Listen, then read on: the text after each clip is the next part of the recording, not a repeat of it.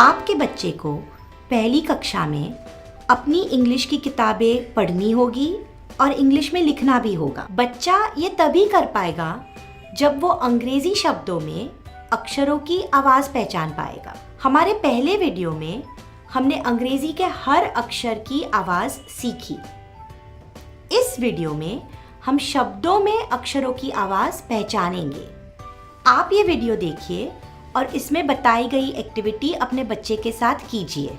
इसके लिए आपको ज़्यादा इंग्लिश आने की ज़रूरत नहीं है। हम एक इंग्लिश का गेम खेलते हैं। मैं एक वर्ड बोलती हूँ तो उसका स्टार्टिंग का साउंड बताना है मेरे को। जैसे बॉल ब से शुरू होता है, ब का लेटर है बी। सन कौन से साउंड से शुरुआत होता है?